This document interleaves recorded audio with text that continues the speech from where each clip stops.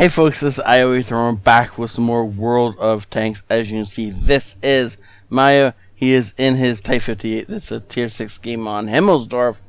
And he is specced out. Look at that. Nice paint job. That is, of course, the Striker paint job from the soccer event. I think that's what that is. Somebody's going to correct me. Because I'm always wrong with these things. Is that a flaming football? Nope, it's got wings. Okay, that makes more sense. And yes, I said football. That's because the thing that you kick with your feet all the time is called a football. The thing you throw around all the time is called a pigskin. Or you pass to people so they can run it down the field. What was I talking about? What was I thinking about? I don't know. I was talking about something though. So we haven't done a Type 58 game in a while, and I actually used to like the Type 58 a lot. My only problem with it is the fact that it has no gun depression. But other than that, I actually quite enjoyed this tank, and so we're gonna go with it. I do have to apologize in advance. My cough is still here apparently, though that was news to me when I woke up this morning. So I might have to do some jump cuts. I don't know. I'm sorry if I do. I might go silent from time to time, as I need to clear my throat or whatever. And again, I'm sorry. Apparently this thing just won't leave. And it's starting to drive me a bit bonkers. But oh well. It's how it happens sometimes, right? So he's looking for the shot on the T67. T67 apparently wants to not be there. And it's just going to bounce. The Chibi, I don't think he shot at us. I think he was shooting at the VK. Either way, it doesn't really matter. And I've just realized that we have no one on this flank except for, whoa, this dead Panzer. And now we see why the Panzer is dead. So this thing has decent ability side scrape, but against the KV-1S, that's going to be limited. He is going to have to be really quite picky about where he shoots, as he accidentally blasts away the P2640 tracks instead of putting one into the lower glacis of the KV-1S like he was hoping for. But then it backs away and we do get one into the KV-1S. Now technically he's got backup, but I don't think him or I consider that to be actual backup, and so he's not really concerned about what the VK does. He's in fact concerned with what the KV-1S does, as he goes ahead and puts another shell into it. So this poor KV-1S is having real troubles doing any damage, and now he's dead. That's going to make his troubles even worse. And because he knows he's against a couple of tier 4s, and one of them's not even looking, he takes the advantage and goes ahead and presses the attack. Now it's just down to the A20. A20 has the ability to run. A20 doesn't look like he's actually running though. He looks like he's trying to climb the walls. Unfortunately, up until these couple kills, or the 3 kills we got, the team hadn't done anything yet. So now we have the only 3 kills on the team. Yes, it's going to be one of those type of games. It is a Friday. What'd you think I was going to show you? Right? It's a Friday. It's the end of the week. It's always a good game on Fridays. And don't worry, I can top it on Saturday. Always do, right? Okay, so he's looking for the T28 shot. He's not going to get that, though. Not unless the T28 comes, like, really over the edge. Now looking for the Whoa, M37 on his flank. M37 not paying attention, though.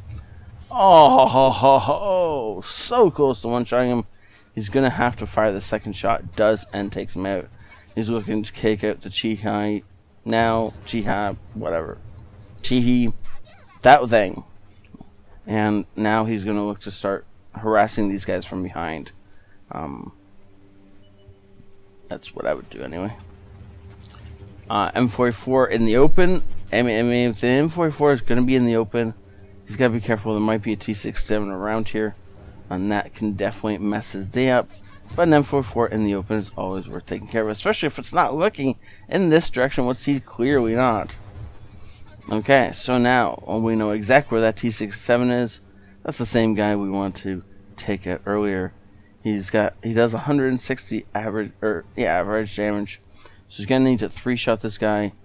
One shot, first shot, he's completely unaware.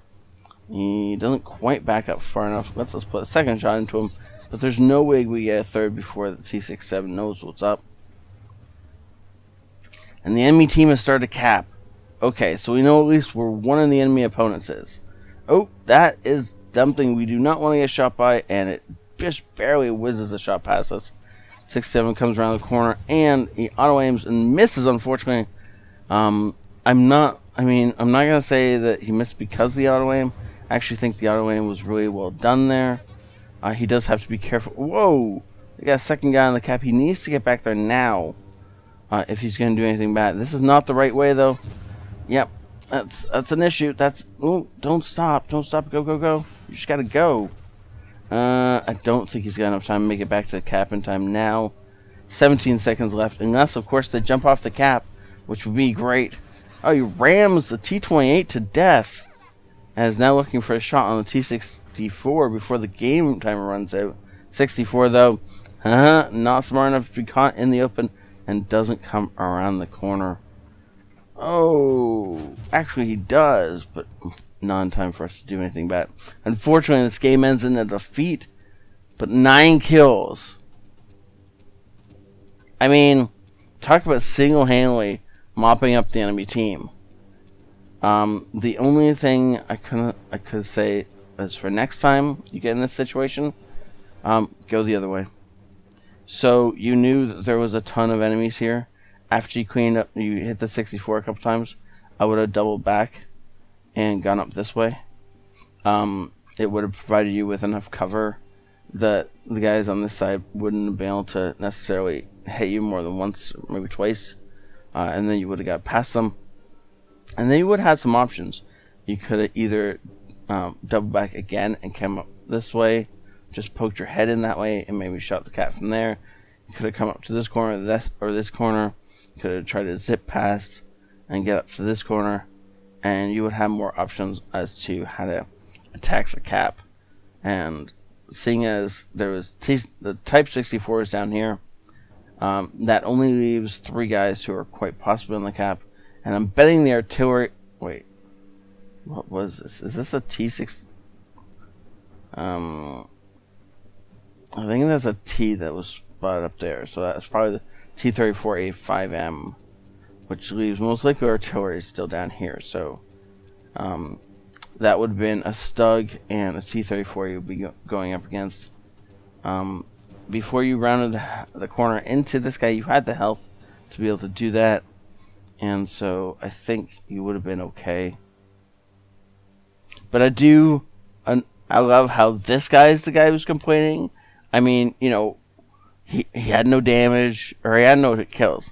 We'll have to see if he did any damage, right? If he had no damage, then why is he complaining about himself again, right? Instead of just looting the fact that Mayo just annihilated the enemy team single-handedly and was carrying his team to victory, when unfortunately the cowards capped him out. If this had been a no cap kill all, you probably would have won it. Right? Okay, let's jump over and see how well he did exactly compared to the rest of his team. Mastery badge, first class, or ace tanker, not first class. Bruiser, duelist, fire for effect. He has the Radley Walters, a Pascucci's, high caliber, and a top gun. Wow. This is incredible. And just damage done.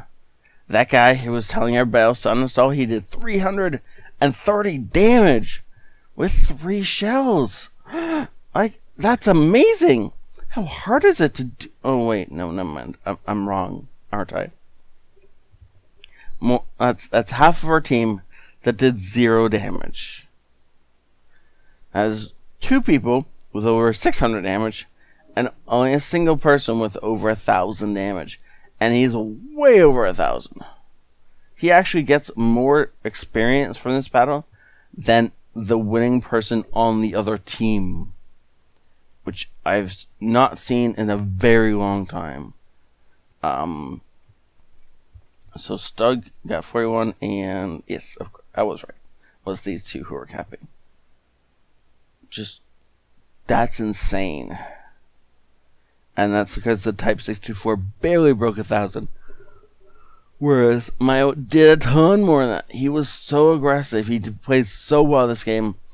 Just unfortunately, sometimes you just need that one other player on your team to play just a little bit better, and you can carry it. But this time, it just wasn't like that. And I wish he got the pools at the end. I wish the 64 had been dumb enough to run out in front of the shot and let him claim that pools medal. But unfortunately, it's not how it goes. And thank you so much, Mario, for saying this in. This was a joy to watch, and just one of those lessons. Sometimes you just gotta stop worrying about the damage and go the other way, and maybe you can get to the cap in time. And yeah, a lot of times they do no cap kill all, but you still gotta be worrying about that cap, because on the off chance that they forget that they are, bloodthirsty, invincible beings of awesome that you can kill anytime you want to, you've got to be able to get back to that cap to finish them off and help them to their road to glory, which is over by the garage, whereas you're going to be going on to the next battle. This was awesome, though, and I enjoyed watching you trounce all over them. Thank you so much for saying this in. Have a great Friday, guys and gals, and I'll see you next time. It's ioEther out.